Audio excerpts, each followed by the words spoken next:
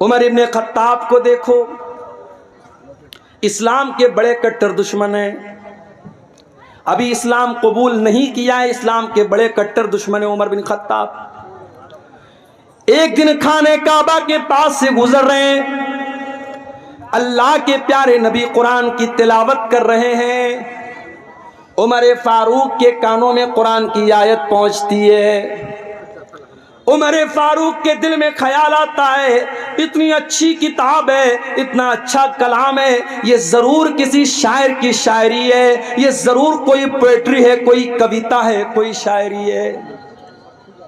शायरी पसंद है ना आपको? हमारे मऊ से उसैद नाम का ये बच्चा आया है। क्यों आया है भाई? आपको नाते सुना रहा है, हम्द सुना रहा है, कलाम सुना रहा है। शायरी पसंद है आपको? पिछले साल एक प्रोग्राम में मैं आया था, कहीं पर अदनान प्रतापगढ़ी को मैंने देखा, उनको बुलाया गया, छोटा सा बच्चा है, उसको बुलाया जा रहा है, सुफियान को बुलाया जा रहा है। शायरी पसंद होती है इंसान को, शायरी में एक अट्रैक्शन होता है।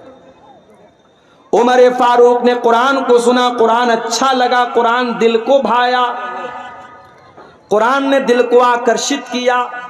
उमर इब्ने खत्ताब ने कहा कि जरूर ये किसी शायर की शायरी है। अभी उमर इब्ने खत्ताब के दिल में ये ख्याल आया था, अल्लाह के नबी ने कुरान की आयत पढ़ी, वमा हुआ बिक़ौल शाइर कलीलम मा तुमिनून। ओ लोगो, ये कुरान किसी शायर की शायरी नहीं है, ये कुरान कोई पोएट्री नहीं है, ये कुरान कोई कविता नहीं है। तुम लोग ईमान कम रखते हो, कुरान कोई शायरी नहीं है।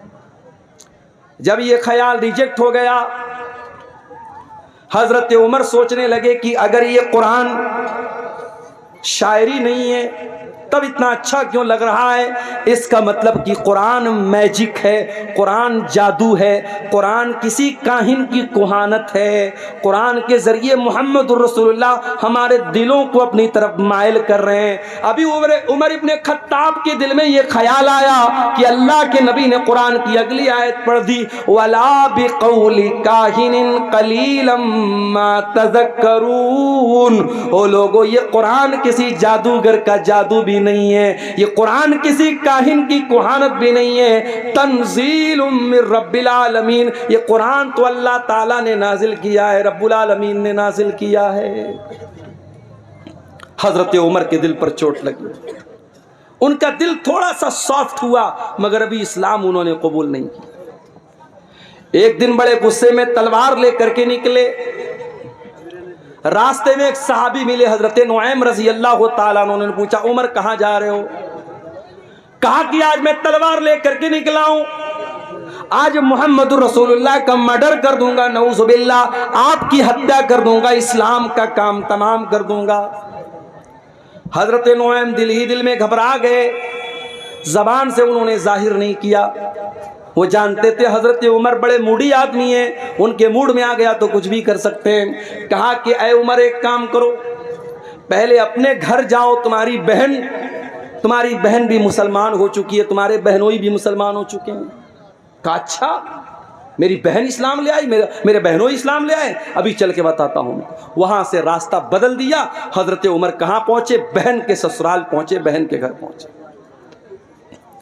अंदर बहनोई कुरान की तिलावत कर रहे थे, कुरान पढ़ रहे थे। हजरत खब्बाब रजी अल्लाह ताला अन्हु उनको कुरान पढ़ा रहे थे। हजरत उमर ने दरवाजा खटखटाया, बहनोई ने अंदर से पूछा कौन? कहा कि मैं उमर इब्ने खत्ताब। जल्दी से कुरान को छुपाया गया, दरवाजे को खोला गया। हजरत उमर ने कहा, मुझे पता लगा है तूने इस्लाम को कबूल कर लिया है, मेरी बहन, इतना गलत काम तुमने कैसे कर दिया? इतना कहने के बाद अपनी बहन को मारने लगे। बहनोई बचाने के लिए आए, बहनोई को भी मारने लगे। हजरत खब्बाब तो एक कोने में छुपे हुए थे, बहनोई भी लहूलुहान, बहन भी लहूलुहान। बहन ने कहा कि ऐ उमर, कान खोल करके सुन ले, जितना मारना है मार ले, जितना सितम करना है सितम कर ले। ऐ उमर, अब इस्लाम हमारे दिल के अंदर दाखिल हो चुका है, अब तो इस्लाम को हमारे दिल से नहीं निकाल सकता। حضرت عمر سوچنے پر مجبور ہو گئے کہ وہ بہن جو کل تک اپنے بھائی کی آنکھوں سے آنکھیں ملا کر کے بھی باتیں نہیں کرتی تھی، آج کتنے دھڑلے سے میری باتوں کا جواب دے رہی ہے، اتنی ہمت میری بہن کے اندر کہاں سے پیدا ہو گئی؟ کہا اچھا بہنا یہ بتا، وہ جو تو کلام پڑھ رہی تھی، قرآن پڑھ رہی تھی، کیا میں بھی پڑھ سکتا ہوں؟ کہا نہیں تم نہیں پڑھ سکتے، تم ناپاک ہو، جاؤ پہلے غسل کر کے آؤ۔ حضرت عمر نے غسل کیا، پاک صاف ہو کر کے آئے، قرآن ان کے سامنے رکھ دیا گیا اور قرآن کی سورہ طٰہٰ کی آیتیں انہوں نے پڑھی۔ طٰہٰ ما انزلنا علیک القرآن لتشقی الا تذکرۃ لمن یخشی۔ حضرت عمر پڑھتے چلے جا رہے ہیں، قرآن کی آیتوں کو پڑھتے چلے جا رہے ہیں، اور ان کے سینے میں جو دل تھا وہ اسلام کی طرف مائل ہوتا چلا جا رہا ہے۔ جب تلاوت ختم کر چکے، کہا کہ اے میری بہنا یہ اللہ کا کلام ہے، میں بھی اس پر ایمان لانا چاہتا ہوں، میں بھی اسلام قبول کرنا چاہتا ہوں، میں بھی مسلمان ہونا چاہتا ہوں۔ حضرت سعید بن زید ان کے بہنوئی تھے، ان کو لے کر کے دار ارقم میں پہنچے، جہاں اللہ کے نبی اپنے صحابہ کو لے کر کے چھپے رہتے تھے اور اسلام کی وہیں پر تبلیغ کرتے تھے۔ دار ارقم میں پہنچ کر کے حضرت عمر نے دروازہ کھٹکھٹایا، اندر سے پوچھا گیا کون؟ کہا کہ میں عمر بن خطاب ہوں۔ اندر صحابہ کرام ڈر گئے کہ ارے عمر آئے، پتہ نہیں کیا ارادہ لے کے آئے۔ حضرت حمزہ بھی اسلام لا چکے تھے، انہوں نے کہا کوئی بات نہیں، آنے دو، اچھے مقصد کے تحت آیا ہے تو اچھی بات ہے، برے مقصد کے تحت آیا ہے تو اسی کی تلوار سے اس کو ختم کر دوں گا، آنے دو۔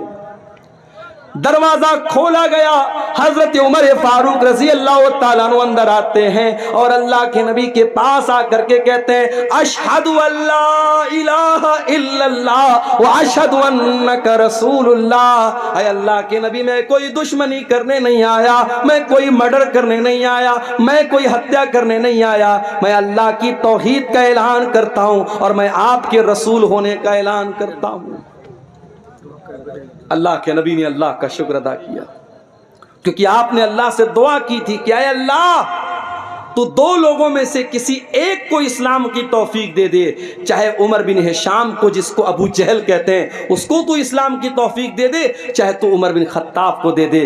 اللہ کو عمر بن خطاب پسند تھے، ابو جہل پسند نہیں تھا، ابو جہل کو ایمان کی دولت نہیں ملی، حضرت عمر کو مل گئی۔ اللہ کے نبی نے اللہ کا شکر ادا کیا اور مسلمانوں نے مل کر کے نعرہ تکبیر لگایا۔ اللہ تعالیٰ کو یہ بھی لکھنا تھا میرے مقدر میں کہ میری والدہ کا آخری رمضان ہے، ان کی زندگی کا لاسٹ رمضان ہے، اسی کے بعد ان کا انتقال ہوا تھا اور تراویح کی نماز وہ میرے پیچھے پڑھ رہی ہے۔ پہلے دن میں نے آدھا پارہ پڑھایا، دوسرے دن پھر آدھا پارہ پڑھایا، تیسرے دن پھر آدھا پارہ، چوتھے دن پھر آدھا پارہ، پانچویں دن سورہ بقرہ ختم ہو گئی۔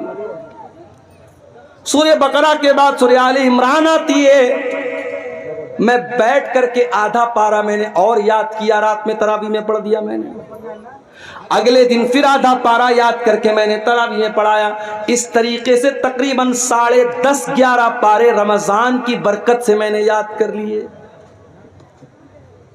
لاک ڈاؤن کے پیریڈ میں میرے پیارے بھائیوں آدھا پارہ روز بیٹھ کر کے یاد کرتا تھا اور رات میں تراویح پڑھا دیتا تھا۔ یہ کوئی بڑائی کے طور پہ نہیں کہہ رہا ہوں، یہ قرآن کا کمال ہے، یہ قرآن کا اعجاز ہے۔ اللہ کہتا ہے وَلَقَدْ يَسَّرْنَا الْقُرْآنَ لِلذِّكْرِ فَهَلْ مِن مُدَّكِرٍ۔ او لوگو ہم نے قرآن کو آسان بنایا ہے یاد کرنے کے لیے، کیا ہے کوئی قرآن کو یاد کرنے والا؟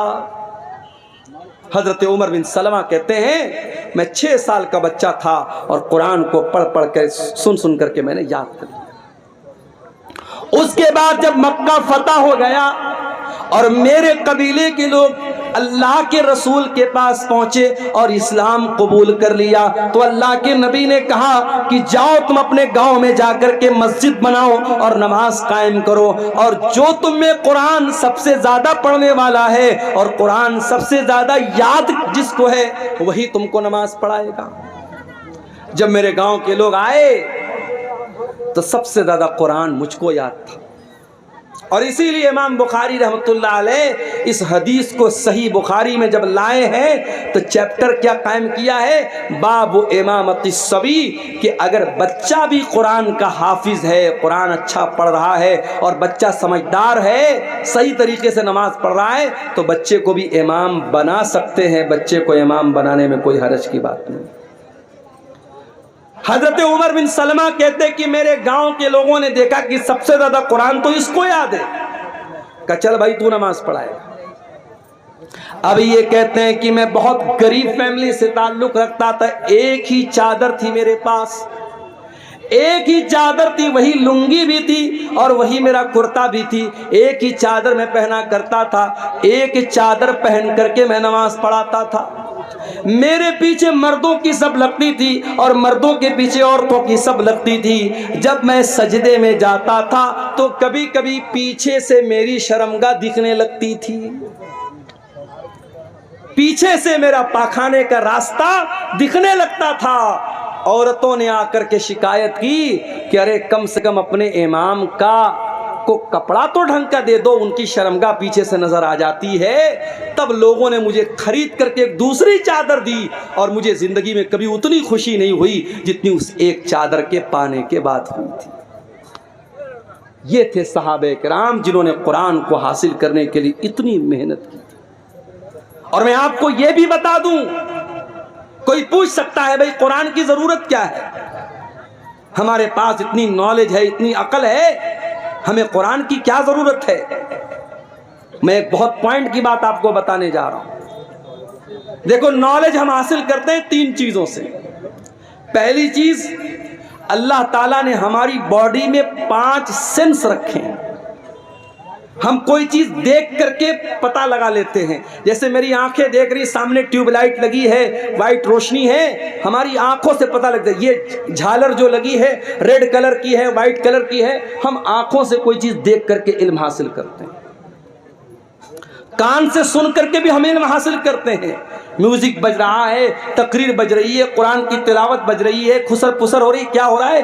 کان سے سن کر کے ہمیں معلوم ہو جاتا ہے۔ اسی طریقے سے ہم سونگھ کر کے پتہ لگا لیتے ہیں، خوشبو ہے کہ بدبو ہے، مہک آ رہی ہے، اچھی مہک ہے، بری مہک ہے، سونگھ کر کے پتہ لگ جاتا ہے۔ اسی طریقے سے ٹچ کر کے ہمیں پتہ لگ جاتا ہے یہ موبائل ہے، یہ سخت ہے کہ سافٹ ہے، یہ برف ہے، ٹھنڈی ہے کہ گرم ہے، ہم چھو کر کے بتا دیتے ہیں۔ اسی طریقے سے میرے بھائیوں، ہم زبان سے چکھ کر کے بتا دیتے ہیں کھٹی ہے کہ میٹھی ہے، کڑوی ہے کہ اچھی ہے، ہم زبان سے چکھ کر کے بتا دیتے ہیں۔ اللہ تعالیٰ نے ہماری باڈی میں 5 سینس رکھے ہیں، ہم دیکھ کر کے، سن کر کے، چکھ کر کے، ٹچ کر کے ہم پتہ لگا سکتے ہیں کہ کون سی چیز کیسی ہے۔ مگر کبھی کبھی ہمارے یہ 5 جو سینس ہیں یہ کبھی کبھی دھوکہ کھا جاتے ہیں۔ مثال کے طور پر آپ ٹرین میں بیٹھے ہوئے ہیں، ٹرین کی کھڑکی کے پاس آپ بیٹھے ہوئے، آپ کی آنکھوں کو ایسا لگ رہا ہے کہ ٹرین کے باہر جتنے پیڑ پودے ہیں، جتنے گھر اور مکانات ہیں، سب چل رہے ہیں، سب موو کر رہے ہیں، حرکت کر رہے ہیں، آنکھوں کو لگ رہا ہے ایسا۔ مگر ریئل میں ایسا نہیں ہے۔ ریئل میں کیا ٹرین چل رہی ہے، کوئی پیڑ نہیں چل رہا ہے، کوئی مکان نہیں چل رہا ہے، مگر آنکھوں کو ایسا لگ رہا ہے کہ مکان چل رہا ہے، پیڑ چل رہا ہے۔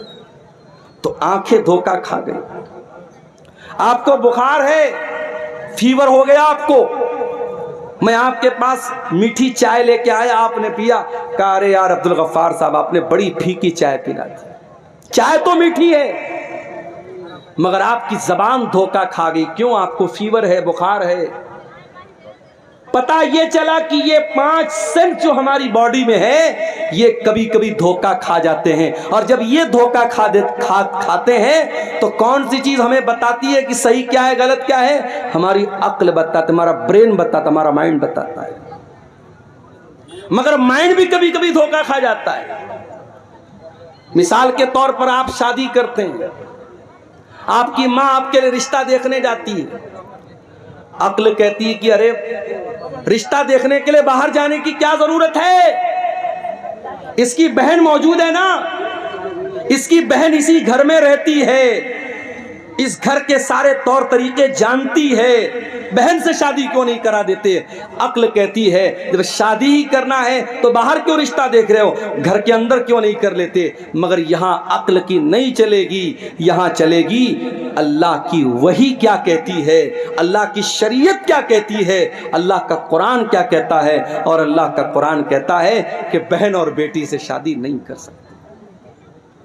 تو پتہ یہ چلا کہ جہاں 5 سینس کام کرنا بند کر دے وہاں عقل کام کرتی ہے، اور جہاں عقل کام کرنا بند کر دے وہاں اللہ کی وحی کام کرتی ہے، اللہ کی شریعت کام کرتی ہے۔ اور اللہ کی شریعت 2 چیزوں کا نام ہے، ایک کا نام قرآن ہے اور ایک کا نام سنت ہے۔ انہی دونوں چیزوں کا نام شریعت ہے، انہی دونوں چیزوں کا نام اسلام ہے۔ اسی لیے اللہ کے نبی فرماتے ہیں انی قد ترکت فیکم شیئین، میں 2 چیزیں تمہارے بیچ میں چھوڑ کے جا رہا ہوں، لن تضلوا بعدہما، ان 2 چیزوں کو جب تک تم تھامے رہو گے کبھی گمراہ نہیں ہو سکتے، کتاب اللہ و سنت، ایک اللہ کی کتاب اور ایک میری سنت ہے۔ قرآن اور حدیث، انہی دونوں چیزوں پر جب تک پکڑے رہو گے، تھامے رہو گے، کبھی گمراہ نہیں ہو سکتے۔ تو قرآن میرے پیارے ساتھیو اللہ کی آخری کتاب ہے، اور یہ واحد کتاب ہے جس کی حفاظت کی گارنٹی اللہ تعالیٰ نے خود لی ہے۔ تورات کی حفاظت کی گارنٹی ان کے علماء کو دی گئی، زبور کی حفاظت کی گارنٹی ان کے علماء کو دی گئی، انجیل کی حفاظت کی گارنٹی ان کے علماء کو دی گئی۔ مگر جب قرآن اللہ نے نازل کیا تو اعلان کر دیا انا نحن نزلنا الذکر وانا لہ لحافظون، او لوگو اس قرآن کو ہم نے اتارا ہے اور اس قرآن کی حفاظت کرنے والے بھی ہم ہیں۔ قرآن کی حفاظت اللہ کرتا ہے۔ دنیا کے اندر جتنے قرآن کے نسخے ہیں، سارے نسخے اگر جلا بھی دیے جائیں، ختم بھی کر دیے جائیں، نشٹ بھی کر دیے جائیں، 5 سال کا بچہ آئے گا اور کہے گا آؤ مجھ سے سن لو، الحمدللہ رب العالمین سے لے کر کے من الجنۃ والناس تک پورا قرآن پڑھ کے سنا دے گا۔ یہ اللہ نے قرآن کی حفاظت کا سسٹم رکھا ہے، اللہ نے قرآن کی سرکشا کا یہ سسٹم رکھا ہے۔ اور یہ بھی یاد رکھو میرے بھائیو، قرآن شفا بھی ہے۔ ہم نے یہ سمجھا قرآن ہمارے بخار اور زکام کی دوا ہے، بچے کو نظر لگ گئی قرآن پڑھ کے دم کر دیا، کوئی بیمار ہو گیا قرآن پڑھ کے دم کر دیا۔ ہم نے قرآن کو جسم کی بیماریوں کے لیے شفا بنا کے رکھا ہے۔ یقیناً قرآن فزیکل بیماریوں کے لیے بھی شفا ہے، مگر اس سے بڑھ کر کے قرآن روح کی بیماری کے لیے شفا ہے، قرآن اسپریچول بیماری کے لیے شفا ہے۔ روح کے اندر جو برائیاں ہیں، روح کے اندر جو بیماریاں ہیں، جیسے آپ کے روح کے اندر ایک بیماری ہوتی ہے جس کو لالچ کی بیماری کہتے ہیں، ایک بیماری ہوتی ہے جس کو حسد کی بیماری کہتے ہیں، ایک بیماری ہوتی ہے مال کی محبت، ایک بیماری ہوتی ہے دنیا کی محبت۔ قرآن ان تمام بیماریوں سے آپ کے دل کو شفا دیتا ہے۔ اللہ قرآن میں کہتا ہے یا ایھا الناس قد جاءتکم موعظۃ من ربکم وشفاء لما فی الصدور، او لوگو یہ قرآن تو بہت بڑی نصیحت ہے اور قرآن تمہارے دل کی بیماریوں کے لیے شفا ہے۔ برکت والی کتاب ہے یہ قرآن۔ دنیا کی کوئی اور کتاب پڑھو گے آپ کو ثواب نہیں ملے گا، قرآن پڑھو گے ثواب ملے گا۔ کتنا ثواب ملے گا؟ اللہ کے نبی فرماتے ہیں من قرأ حرفا من کتاب اللہ، جو قرآن کا ایک حرف پڑھے گا فلہ حسنۃ، تو اس کو ایک نیکی ملے گی، والحسنۃ بعشر امثالھا، اور ایک نیکی کا ثواب اللہ تعالیٰ کے ہاں 10 نیکی کے برابر ہے۔ تو ایک حرف پڑھنے پر آپ کو 10 نیکی ملے گی۔ اللہ کے نبی فرماتے ہیں جب تم الف لام میم پڑھو گے تو تم کو ایک نہیں 30 نیکی ملے گی، کیونکہ الف الگ ایک حرف ہے، لام الگ ایک حرف ہے، میم الگ ایک حرف ہے۔ سوال پیدا ہوا ہے اللہ، میں شیرشاہ آبادی ہوں، میں بنگلہ بھاشی ہوں، میں قرآن جب پڑھتا ہوں تو میری زبان نہیں چلتی ہے، میں قرآن اٹک اٹک کر کے پڑھتا ہوں، میں قرآن کو فلوئنٹلی نہیں پڑھ پاتا ہوں، میں رفتار کے ساتھ قرآن نہیں پڑھ پاتا ہوں۔ اے اللہ میری زبان لڑکھڑاتی ہے قرآن پڑھنے کے ٹائم، تو کیا مجھے قرآن پڑھنے کا ثواب ملے گا کہ نہیں ملے گا؟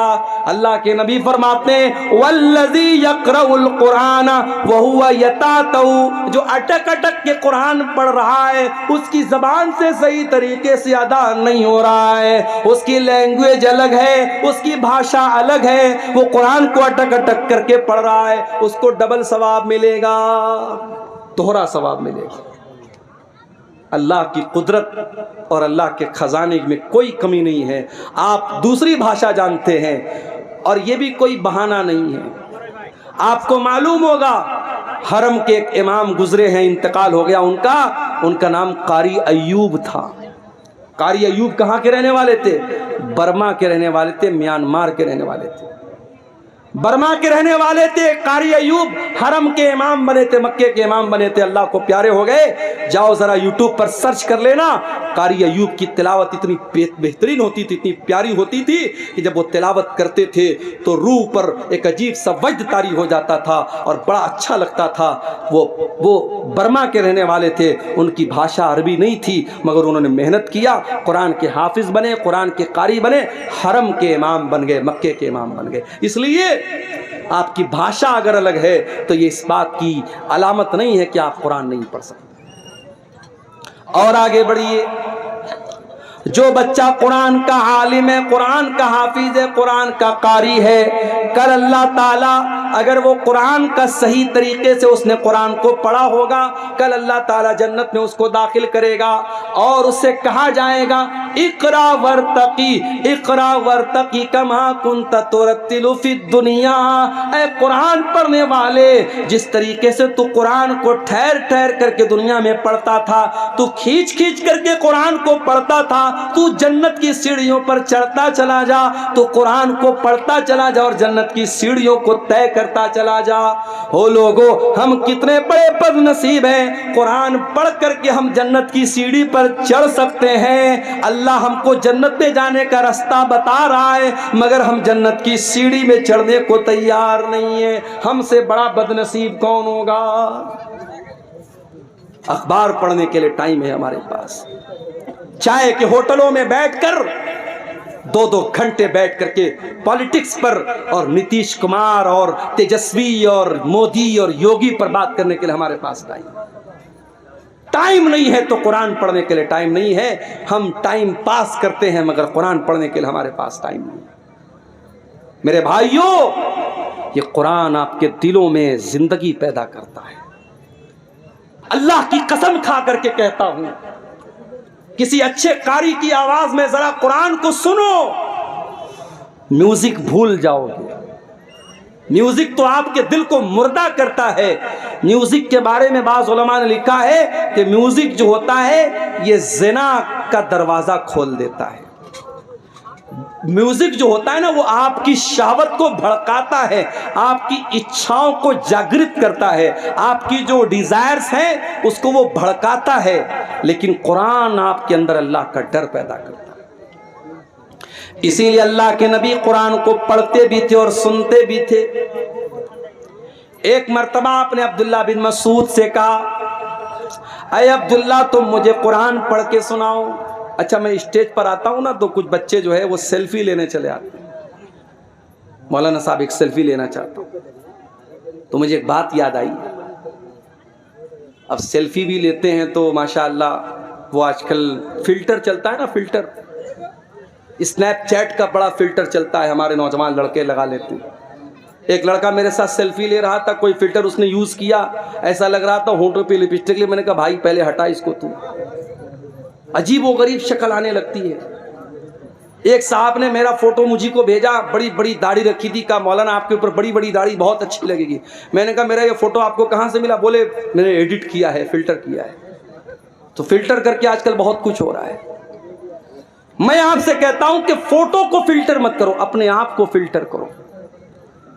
انسان دبلا ہوتا ہے، جم جاتا ہے کہ میری باڈی صحیح ہو جائے، لیکن اگر آپ کے اندر ایمان کی طاقت ہے تو آپ دبلے پتلے بھی ہیں تب بھی اللہ کے پیارے ہو سکتے ہیں۔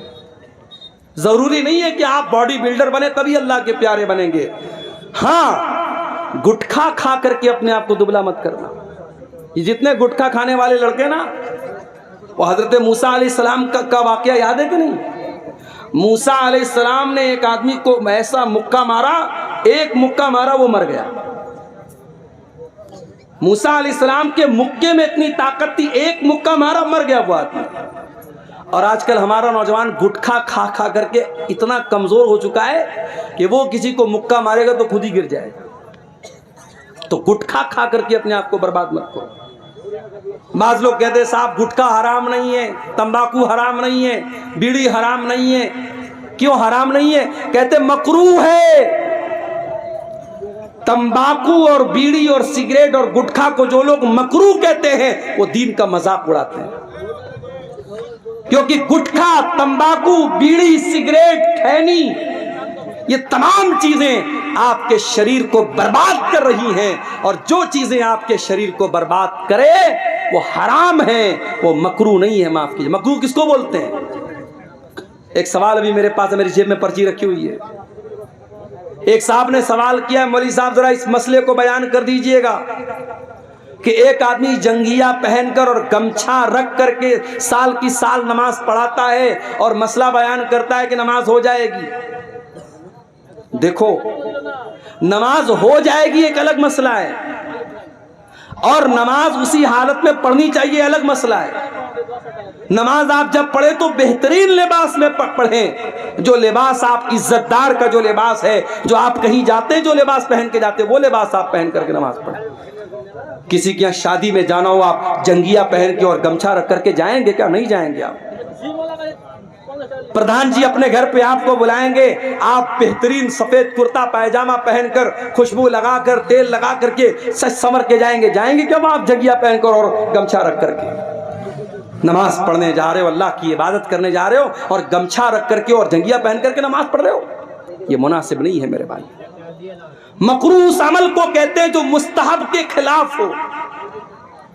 مثال کے طور پر مسجد میں آپ جاتے ہیں، مستحب یہ ہے کہ پہلے داہنا پیر اندر ڈالیں اور پھر بایاں پیر اندر ڈالیں، اور مکروہ یہ ہے کہ آپ پہلے بایاں ڈالیں اور بعد میں دایاں ڈالیں، یہ مکروہ ہے۔ جو چیز حرام ہے، سگریٹ، بیڑی، تمباکو، یہ سب چیزیں حرام ہیں، یہ مکروہ نہیں ہے، معاف کیجیے گا۔ عبداللہ بن مسعود رضی اللہ تعالیٰ عنہ بہت دبلے پتلے تھے۔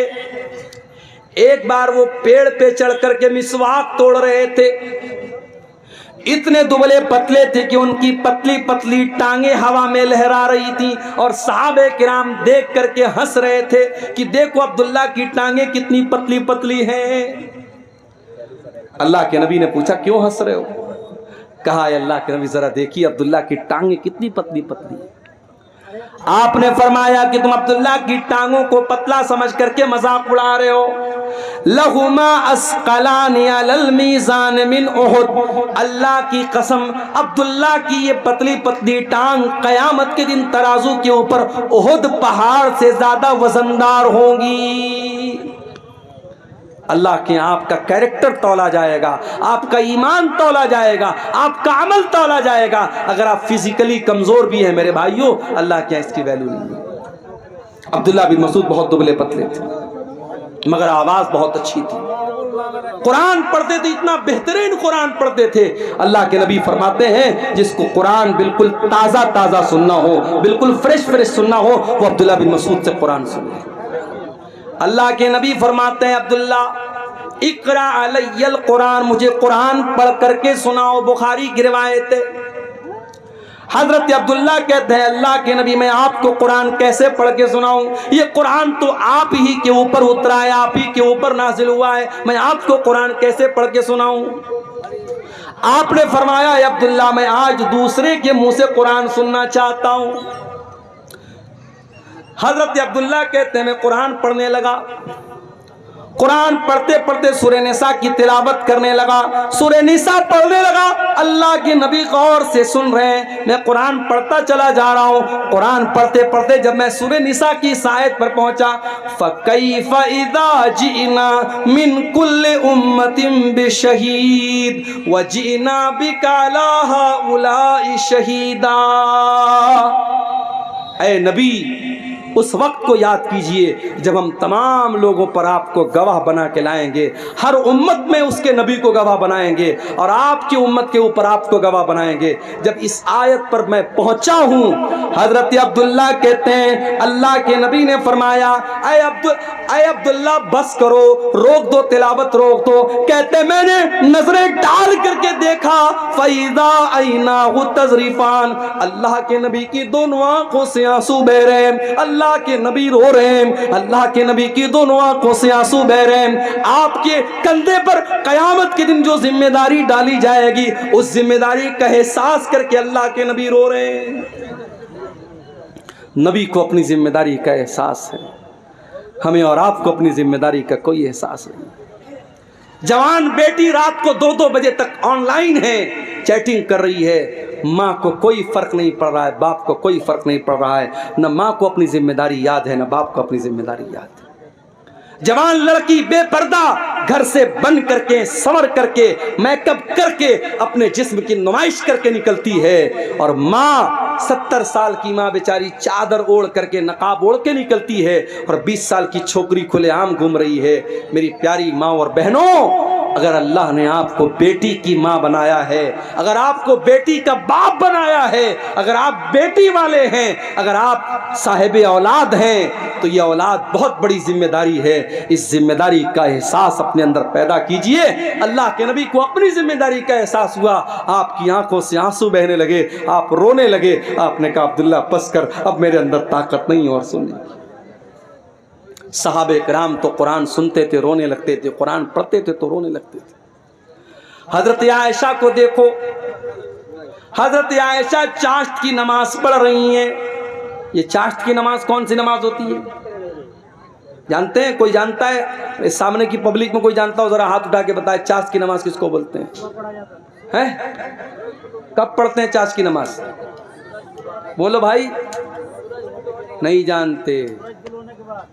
سورج طلوع ہونے کے بعد یعنی مغرب کے ٹائم ہے؟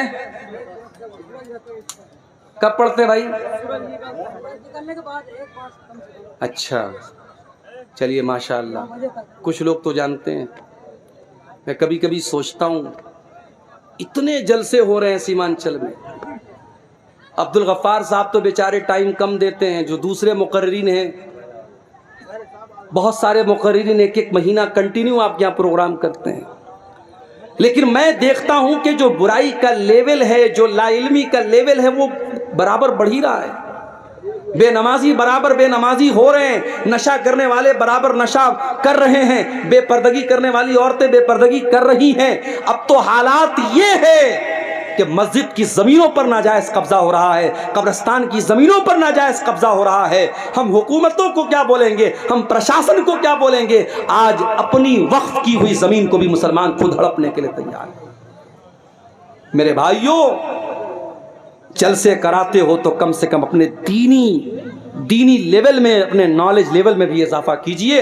حضرت عائشہ چاشت کی نماز پڑھ رہی تھی۔ چاشت کی نماز کب پڑھی جاتی ہے؟ مسئلہ یاد رکھیے، چاشت کی نماز پڑھنے کا 2 ٹائم ہے۔ ایک تو سورج نکلنے کے 15-20 منٹ کے بعد، جب سورج ایک نیزہ بلند ہو جاتا ہے اس ٹائم بھی چاشت کی نماز پڑھ سکتے ہیں، اور دوسرا ٹائم تھوڑا اور لیٹ، جب تھوڑی سورج کی تپش اور بڑھ جائے اور وہ ٹائم ایسا آ جائے کہ اونٹ کے بچے اگر دھوپ میں کھڑے ہیں تو ان کا پیر دھوپ سے جلنے لگے، آپ کہہ سکتے ہیں 8 بجے 9 بجے کے قریب کا جو ٹائم ہوتا ہے وہ بھی چاشت کا ٹائم ہوتا ہے۔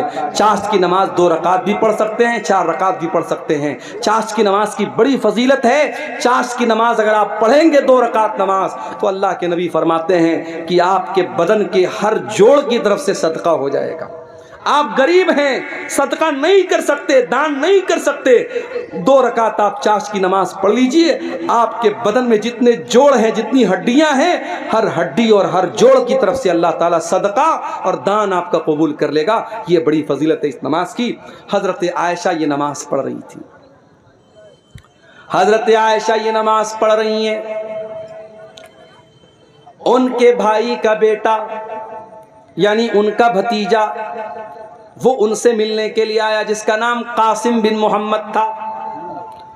اس نے دیکھا میری پھوپھی جان نماز پڑھ رہی ہیں، اس نے دیکھا کہ پھوپھی جان نماز پڑھ رہی ہیں اور سورہ طور کی تلاوت کر رہی ہیں، اور سورہ طور کی یہ آیت حضرت عائشہ کی زبان پر جاری ہے۔ سورہ طور میں اللہ فرماتا ہے جب جنتی جنت میں جائیں گے تو کہیں گے فمن اللہ علینا ووقانا عذاب السموم، اللہ نے ہم جنتیوں پر بہت بڑا احسان کیا کہ اللہ نے ہم کو جہنم کی آگ سے بچا لیا۔ حضرت عائشہ اسی آیت کو پڑھ رہی ہیں اور روتی چلی جا رہی ہیں۔ ان کے دل میں یہ خیال ہے کہ اے اللہ کاش تو عائشہ کو بھی اپنے ان خوش نصیب بندوں میں شامل کر دے۔ ان کے بھتیجے قاسم بن محمد کہتے ہیں میں نے دیکھا کہ پھوپھی جان سورہ طور کی یہ آیت پڑھ رہی ہیں اور رو رہی ہیں، میں وہاں سے مارکیٹ چلا گیا، میں وہاں سے بازار چلا گیا، میں نے اپنا سودا سلپ لیا اور بہت دیر کے بعد میں واپس آیا۔ میں نے کیا دیکھا؟ میں نے دیکھا کہ میری پھوپھی جان اسی حالت میں کھڑی ہیں اور اسی آیت کو ریپیٹ کر رہی ہیں اور رو رہی ہیں اور پڑھ رہی ہیں فمن اللہ علینا ووقانا عذاب السموم۔ یہ تھی نبی کی بیوی جو قرآن کو پڑھتے ہوئے رو رہی ہیں، قرآن ان کے دلوں پر اثر کرتا تھا۔ میرے بھائی آج تو ہم کٹھور دل کے لوگ ہو گئے، قبرستان میں مردے کو دفنانے جاتے ہیں وہاں پر بھی ہا ہا کر کے ہنستے رہتے ہیں، قبرستان میں کھڑے ہو کر کے ہم دنیا کی باتیں کرتے ہیں، پالیٹکس کی باتیں کرتے ہیں، راجنیتی کی باتیں کرتے ہیں، جبکہ اللہ کے پیارے نبی جب قبرستان جایا کرتے تھے، انصاری صحابی کا جنازہ ہے، جنازے کو قبر میں اتارا جا رہا ہے، اللہ کے نبی قبر کے کنارے بیٹھے ہوئے اور آپ کے صحابہ بھی آپ کے آس پاس بیٹھے ہوئے ہیں۔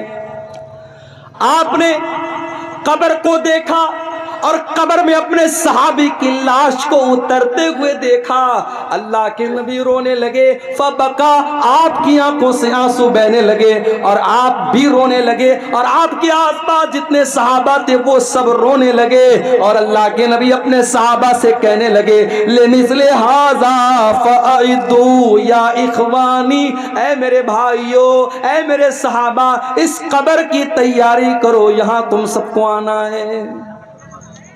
بنارس سے ایک مرتبہ میں ایک پروگرام میں جا رہا تھا، تقریباً 150-200 کلومیٹر دور ایک جگہ پڑتی ہے شاہ گنج، میں وہاں پروگرام میں جا رہا تھا۔ ہمارے ایک ساتھی تھے، کار چلا رہے تھے، راستے میں ایک جنگل آیا، اچانک ان کی ہیڈ لائٹ نے کام کرنا بند کر دیا، جنگل کے بیچ میں ہیڈ لائٹ نے کام کرنا بند کر دیا، گھپ اندھیرا، جنگل کے بیچ میں کار کھڑی ہے، ہم کار کے اندر ہیں، اے سی چل رہی ہے لیکن لائٹ بند ہو گئی، اندھیرا ہو گیا، تو ہمارے دل اور دماغ میں ڈر کی ایک لہر دوڑ گئی۔ غور کرو میرے پیارے بھائیوں، ہم قبر کے اندر جب جائیں گے، ہمارے ماں باپ ہم کو دفنانے کے بعد، ہمارے بچے ہم کو دفنانے کے بعد، ہمارے رشتہ دار ہم کو دفنانے کے بعد مٹی اپنے ہاتھ سے جھاڑ کر کے چلے جائیں گے، منکر نکیر آئیں گے، اس قبر کی تاریکی میں ہمارے پاس کوئی موبائل کا ٹارچ نہیں ہوگا جس کو ہم جلا سکیں، کوئی اے سی اور کولر نہیں ہوگا جس کی ہوا کھا سکیں، منکر نکیر آئیں گے اور 3 سوال کریں گے، من ربو کا، من نبیوں کا، ما دینوں کا، اے اللہ کے بندے تو بتا تیرا رب کون ہے، تو بتا تیرا دین کیا ہے، تو بتا تیرے نبی کون ہے۔ اور یہ 3 سوالوں کا جواب میتھمیٹکس کی بکس میں نہیں ملے گا، ان تینوں سوالوں کا جواب وگیان اور سائنس کی کتابوں میں نہیں ملے گا، ان تینوں سوالوں کا جواب ہسٹری اور اتہاس کی کتاب میں نہیں ملے گا، بھگول کی کتاب میں نہیں ملے گا، ہائی اسکول اور انٹر کے سلیبس میں نہیں ملے گا، ان تینوں سوالوں کا جواب مدرسہ دارالقرآن عزیزیہ کے جو بچے جس کتاب کو پڑھ کے حافظ ہوئے ہیں اس کتاب کے اندر ملے گا۔ میرے بھائی قرآن جواب دے گا ان تینوں سوال کا، تیرا رب کون ہے، تیرا دین کیا ہے، تیرے نبی کون ہے۔ اور جب بندہ صحیح جواب دے گا، میرا رب اللہ ہے، میرا دین اسلام ہے، میرے نبی محمد صلی اللہ تعالی علیہ وسلم ہے، تو فرشتہ پوچھے گا کہ تجھے یہ سوال، ان سوالوں کا جواب تجھے کیسے پتا چلا؟ تو بندہ کہے گا قرأت کتاب اللہ، اے اللہ میں نے قرآن کو پڑھا تھا، میں نے اللہ کی کتاب کو پڑھا تھا۔ قرآن پڑھا تھا، اس لیے میں نے ان تینوں سوالوں کا جواب دیا ہے۔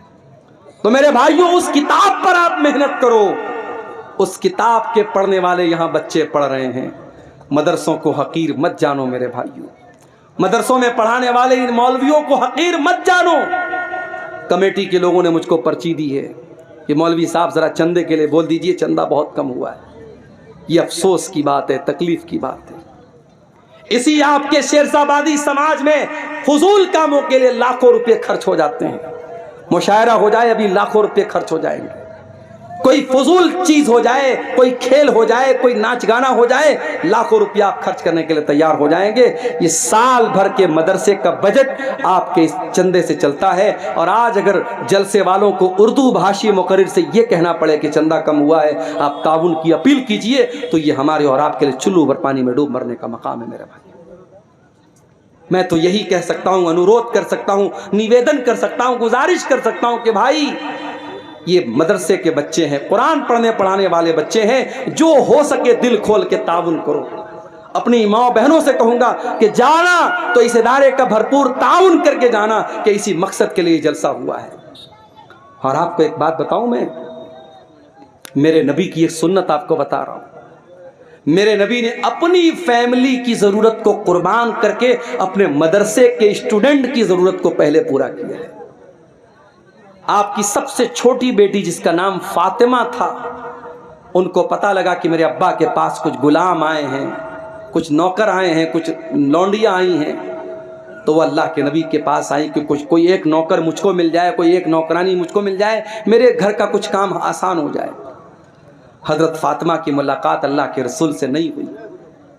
حضرت فاطمہ نے اللہ کے نبی کو پیغام اپنا پہنچا دیا حضرت عائشہ کے ذریعے کہ میرے ابا آئے تو بتا دینا کہ آپ کی بیٹی آئی تھی اور غلام آئے ہیں، ایک غلام آپ کی بیٹی کو مل جائے یا ایک لونڈی آپ کی بیٹی کو مل جائے تو بیٹی کا کام آسان ہو جائے۔ اللہ کے نبی شام کو آتے آپ کو معلوم ہوتا ہے کہ آپ کی بیٹی غلام کے لیے آئی تھی، نوکر کے لیے آئی تھی۔ بخاری کے الفاظ، اللہ کے نبی شام کو اپنی بیٹی کے گھر پہنچتے ہیں۔ حضرت علی کہتے ہیں ہم دونوں میاں بیوی بستر پر بیٹھے ہوئے تھے، اللہ کے نبی آتے ہیں، دروازہ کھٹکھٹاتے ہیں، اندر آتے ہیں اور بستر پہ آ کر کے اپنی بیٹی اور داماد کے بغل میں بیٹھ جاتے ہیں، اور اللہ کے نبی اپنی بیٹی سے کہتے ہیں اے میری بچی، مجھے پتا چلا کہ تو غلام لینے کے لیے میرے پاس آئی تھی، تو لونڈی لینے کے لیے میرے پاس آئی تھی۔ اے میری بچی، ابھی تو میرے مدرسے کے جو طلباء ہیں، جو اصحاب صفہ ہیں، جو دین حاصل کرنے کے لیے جو میرے غریب صحابہ مسجد میں رہتے ہیں، اے میری بچی، ان کے کھانے کا انتظام نہیں ہے، ان کے جینے کا انتظام نہیں ہے۔ اے میری بچی، ان غلاموں کو بیچ کر کے پہلے میں ان کا انتظام کروں گا، اس کے بعد میں دیکھوں گا میری بیٹی کو کیا ضرورت ہے۔ اللہ اکبر۔ نبی کی سنت کو بھی آج زندہ کرنے کی ضرورت ہے میرے بھائیوں۔ اللہ کے نبی نے پہلے اپنی بیٹی کی ضرورت کو پورا نہیں کیا، پہلے اپنے مدرسے کے بچوں کی ضرورت کو پورا کیا۔ حقیر نہ جانو ان مدرسے کے بچوں کو۔ اللہ کے نبی فرماتے خیرکم من تعلم القرآن وعلمہ، تم میں سب سے بہترین انسان وہ ہے جو قرآن کو سیکھتا ہے، جو قرآن کو سکھاتا ہے، جو قرآن کا ٹیچر ہے، جو قرآن کا اسٹوڈنٹ ہے، اس سے بہترین کوئی انسان نہیں ہے۔ آپ کی نظر میں سائنس پڑھانے والے کی سیلری کتنی ہونی چاہیے؟ 20,000۔ آپ کی نظر میں گणت پڑھانے والے ٹیچر کی سیلری کتنی ہونی چاہیے؟ 15,000۔ اور قرآن پڑھانے والے ٹیچر کی 10,000، 8,000، 6,000۔ ابھی بنگال میں ہمارا ایک دوست رہتا ہے، ایک مدرسے میں پڑھاتا ہے۔ بنگال میں ممتا بنرجی جو ہے وہاں امام کو بھی کچھ سیلری دیتی ہیں، بیچارہ اپنے محلے کی مسجد میں امامت بھی کراتا ہے، مدرسے میں بھی پڑھاتا ہے۔ پرائیویٹ مدرسے کے جو ناظم ہوتے ہیں، جو کمیٹی ہوتی ہے، جو سیکریٹری ہوتی ہے نا، وہ اپنے آپ کو مودی اور یوگی سے بھی بڑا ڈکٹیٹر سمجھنے لگتے ہیں۔ اس مدرسے کی کمیٹی کے لوگوں نے کیا کہا کہ مولوی صاحب آپ ہمارے مدرسے میں پڑھا رہے ہیں تو 24 گھنٹے آپ کو ڈیوٹی کرنا پڑے گا۔ کا کیا مطلب؟ کہا 2 بجے تک آپ کو بچوں کو پڑھانا ہے، پھر شام کو ہاسٹل کی نگرانی بھی آپ کو کرنا ہے، رات بھی یہیں گزارنا ہے، ہم آپ کو 12,000 سیلری دیتے ہیں، آپ سے سارا کام لیں گے۔ ہمارے دوست نے کہا کہ بھائی مجھے بخش دو، میں امام بھی ہوں اپنے محلے کی مسجد کا، میں ڈیلی آتا جاتا ہوں، میرا خیال کرو، میں رمضان میں اتنی محنت سے چندہ لاتا ہوں، میرا خیال کرو۔ کہا نہیں، کوئی خیال نہیں رکھا جائے گا۔ ڈکٹیٹرشپ چل رہی ہے مدرسوں کی مینجمنٹ کے اندر، اور ان پرائیویٹ پڑھانے والے غریب اساتذہ اور معلمین پر بڑا ظلم بھی ہوتا ہے۔ میرے بھائیوں، اللہ کے واسطے ایسا نہ کرو، کسی کی مجبوری کا فائدہ نہ اٹھاؤ، کسی کو حد سے زیادہ دکھ نہ دو۔ یہ قرآن پڑھنے پڑھانے والے، ان کا مقام بہت اونچا ہے، ان کی قدر کرو، ان کی عزت کرو، ان کو اچھی تنخواہیں دو۔ اور میں نے ایک بات اور کہی تھی، آپ کے اسی سیمانچل کے علاقے میں پروگرام ہوا تھا، میں نے کہا تھا کہ آج مسجدوں کے امام کی رہنے کی جگہ نہیں ہے۔ ہمارے اسحاق بھائی آئے ہیں، کھیڑیا ہاٹ میں ان کا مسجد کے امام ہیں، ان کے کمرے میں جاتا ہوں، چھوٹا سا کمرہ ہے، شادی ہو چکی ہے، فیملی کو لے کے نہیں رہ سکتے۔ کتنی مسجدیں ہیں جہاں امام کو رہنے کے لیے جو کمرہ ملتا ہے وہ کمرہ اتنا چھوٹا ہوتا ہے کہ امام صاحب بیچارے پورا پیر پھیلا دے تو کمرہ پورا فل ہو جائے گا۔ امام صاحب کے بیوی بچے کہاں رہیں گے؟ نہیں صاحب، امام صاحب بیچارے اللہ کے نیک بندے ہیں، ان کے بیوی بچے آرام سے اپنے گھر میں رہیں گے۔ آپ پسند کریں گے کہ آپ زندہ ہیں اور آپ کے بچے یتیم ہو جائیں، آپ زندہ ہیں اور آپ کی بیوی بیوہ ہو جائیں؟ اور مجھے کہنے دیجئے کہ آج بہت سارے مدرسوں سے جو کانڈ ہوتے ہیں، جو واقعات ہوتے ہیں بدفعلی کے اور حرام کاموں کے، اس کی بہت بڑی وجہ یہ ہے کہ آج بہت سارے مدرسوں کے ٹیچروں کو فیملی سے دور رکھا جاتا ہے۔ میرا بس چلے تو ہر مدرسے میں یہ قانون لگا دوں کہ جتنے بھی ٹیچر رہیں گے فیملی کے ساتھ رہیں گے، بیوی بچوں کے ساتھ رہیں گے، ان کے بیوی بچوں کے ساتھ ان کا انتظام کیا جائے، ورنہ ان مدرسوں کو بند کر دیا جائے۔ 6 مہینہ انسان شادی شدہ ہے، بیوی بچے والا ہے، بیوی سے دور رہے گا، شیطان طرح طرح کے خیالات ڈال سکتا ہے، شیطان غلط راستے پر ڈال سکتا ہے۔ میرے پیارے ساتھیو، یہ صحابہ کا دور نہیں ہے، یہ صحابہ کا زمانہ نہیں ہے، یہ تابعین کا زمانہ نہیں ہے۔ اپنی مسجدوں کے امام کو اگر گندگی سے بچانا چاہتے ہو، اپنے مدرسے کے ٹیچروں کو غلط کام سے بچانا چاہتے ہو، تو ان کو فیملی کوارٹر کا بھی انتظام کرو۔ آج اگر آپ کی کمائی اپنے لیے ہے، اگر آپ اپنے گھر کے لیے، اپنے بچوں کے لیے بہترین گھر بناتے ہو، تو مدرسے میں پڑھنے والے، پڑھانے والے ان ٹیچروں کے لیے بھی آپ کو فیملی کوارٹر کا انتظام کرنا چاہیے۔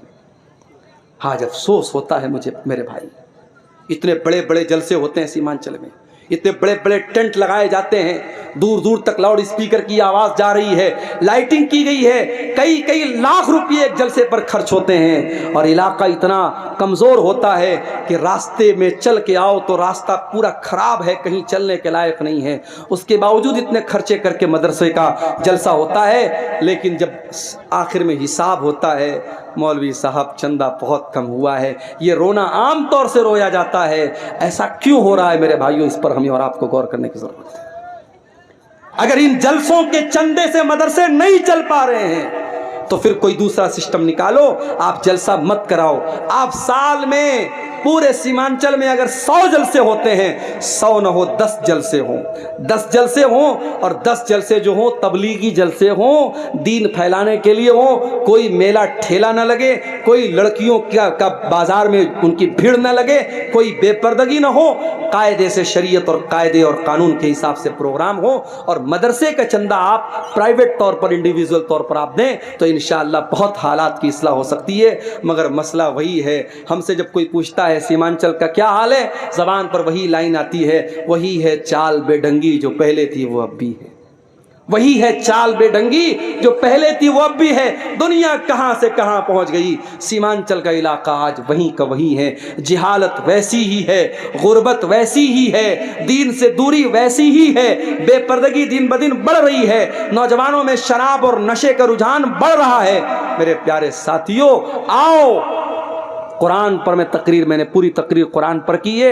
ایک بڑی خاص بات اور آخری بات بیان کر کے بات ختم کروں گا کہ قرآن پر عمل بھی ہمیں اور آپ کو کرنا ہے۔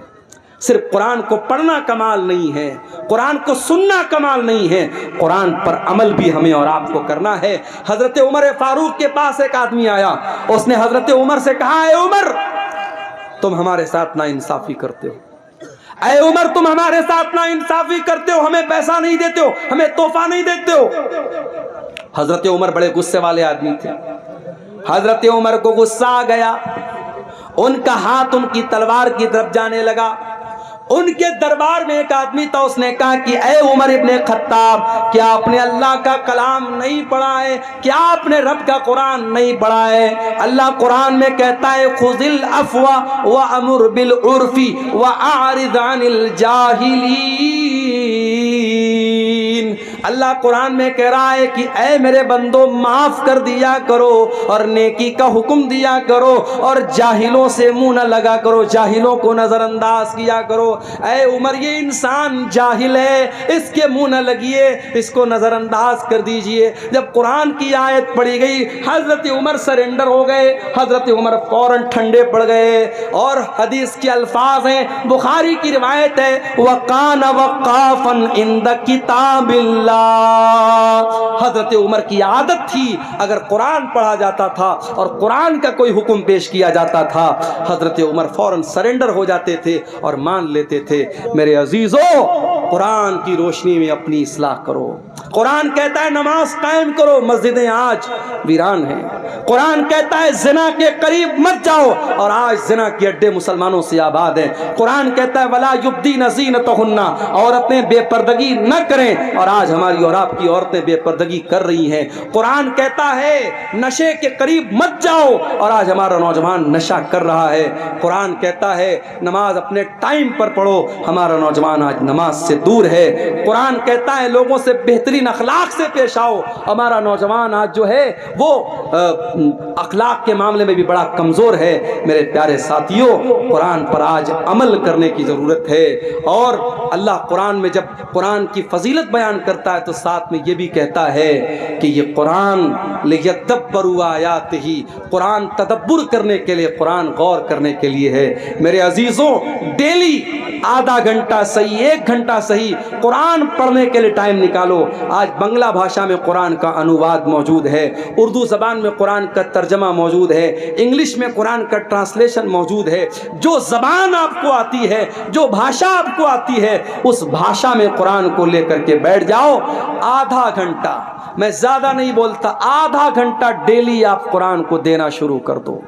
میں نہیں کہتا کہ موبائل کو آپ جو ٹائم دیتے وہ آپ قرآن کو دے دو، وہ دے دو گے تو زندگی سنور جائے گی، لیکن کم سے کم منیمم آپ آدھا گھنٹہ قرآن کو ٹائم دو۔ میرے بھائیوں، آپ غور کریں گے زندگی میں برکتوں کو، آپ غور کریں گے، محسوس کریں گے زندگی میں برکتوں کو۔ آج افسوس کی بات یہ ہے کہ ہمارے پاس قرآن پڑھنے کے لیے ٹائم نہیں ہے۔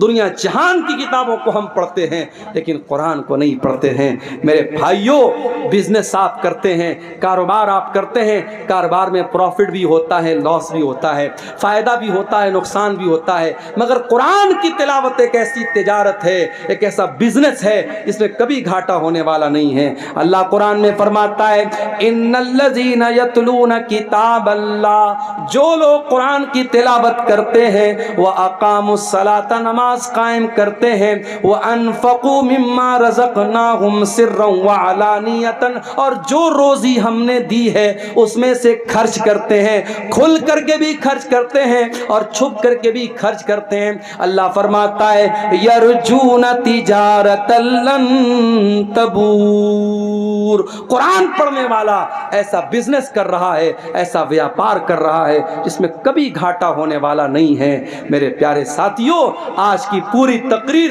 اسی قرآن کی فضیلت اور قرآن کی خصوصیات پر ہوئی ہے۔ یہ پوری تقریر سننے کے بعد بھی اگر ہم قرآن کو نہیں پڑھتے ہیں، قرآن پر غور نہیں کرتے ہیں، تو میں سمجھوں گا آپ ایک کان سے سننے آئے تھے اور دوسرے کان سے آپ نے اڑا دیا۔ لیکن ہاں، اتنے بڑے مجمع میں ہماری مائیں بہنیں بھی ہیں اور آپ بھی ہیں، کوئی ایک اللہ کا بندہ بھی اگر ایسا ہے جو آج کی تقریر سننے کے بعد یہ طے کر کے یہاں سے جائے کہ ہاں، اب اپنی زندگی میں ہم قرآن کے لیے بھی ٹائم نکالیں گے، قرآن پر ہم محنت کریں گے، کچھ قرآن مدرسے کو دے دیں گے، کچھ قرآن مسجد میں رکھ دیں گے، کچھ اپنی کمائی کا حصہ ہم قرآن پڑھنے والے بچوں پر خرچ کریں گے، کچھ کمائی کا حصہ ہم دینی اداروں پر خرچ کریں گے، تو انشاءاللہ ہم جو ہے اس کا اثر اپنی زندگی میں میرے پیارے ساتھیوں محسوس کریں گے۔ جاتے جاتے ہمارے جو یوٹیوبر بھائی ہیں ان کو 2 پیغام دے کے بات ختم کرتا ہوں۔ دیکھو بھائیوں، مجھے آپ سے کوئی بیر نہیں ہے۔ میں ہر بار جب میں دورے پر آتا ہوں مجھ سے لوگ کہتے ہیں شیخ صاحب یوٹیوب والوں کا کیا ہوگا، لیکن جب میرے پاس وہ میسج آتا ہے مولوی صاحب آپ کی تقریر پر لڑکی کی تصویر بنی ہے، آپ کی تقریر پر مودی جی کی تصویر بنی ہے، آپ کی تقریر پر بھڑکاؤ جو ہے ٹائٹل دیا گیا ہے، بہت تکلیف ہوتی ہے۔ مقصد کیا ہے؟ ویو حاصل کرنا۔ آپ ویو حاصل کرنے کے لیے پراپر طریقہ اپنائیے، تھمبنیل خوبصورت بنائیے اور آپ جو ہے اچھا سا ٹاپک دے دیجئے، لیکن کوئی غلط راستہ مت اپنائیے۔ کچھ چینل والے سدھرے ہیں مگر چونکہ یہاں سینکڑوں کی تعداد میں ہیں، اب میں کس کس کو پہچانوں گا؟ میرے پاس کوئی آئی ڈی کارڈ تو نہیں کہ میں پہچانوں کہ کون سا کیمرہ کس چینل والے کا ہے۔ اب یہ کل جب تقریر کو ڈالیں گے، اور تقریر ہی ہے بھائی، زبان سے کوئی بات نکل سکتی، میں تو بہت احتیاط کرتا ہوں، پھر بھی کوئی ایسی بات نکل سکتی ہے جو نہیں نکلنی چاہیے، آپ اس بات کو بھی ڈال رہے ہو۔ ایک تقریر میں نے کہا کہ میں مدرسے میں ٹیچر ہوں، سرکاری ٹیچر ہوں، اس بات کو بھی ریکارڈ کر کے لوگوں نے ڈال دیا۔ آپ اتنی کامن سینس تو ہونی چاہیے، سمجھداری تو ہونی چاہیے کہ ہمیں کیا ڈالنا ہے کیا نہیں ڈالنا ہے۔ تو ایک بات تو میں یہ کہوں گا کہ آپ اللہ کے واسطے جب آپ یوٹیوب پر تقریر کو اپلوڈ کریں تو آپ الٹی سیدھی باتیں، مولانا صاحب نے لڑکی کا واقعہ بیان کیا، میاں بیوی کا واقعہ، میاں بیوی یعنی بالی ووڈ کے کسی فلم کا سین اٹھا کے ڈال دیا تھمبنیل میں، مولانا صاحب نے میاں بیوی کے بارے میں کیا بیان کیا۔ مجھے گالیاں سننے کو پڑتی ہیں، کمنٹ میں لکھا رہتا ہے کہ عبدالغفار صاحب یہ کیا کریں، ان کو کیا پتا ان کا چینل ہے کس کا چینل ہے۔ اس لیے میرے بھائی آپ اللہ کے واسطے آپ ایسا کام نہ کیجئے، تھمبنیل گڑبڑ سبڑ مت لگائیے۔ دوسرا کام، یہ پروگرام جو ہوا ہے، جلسے والوں نے بڑی محنت سے پروگرام رکھا ہے، آپ تمام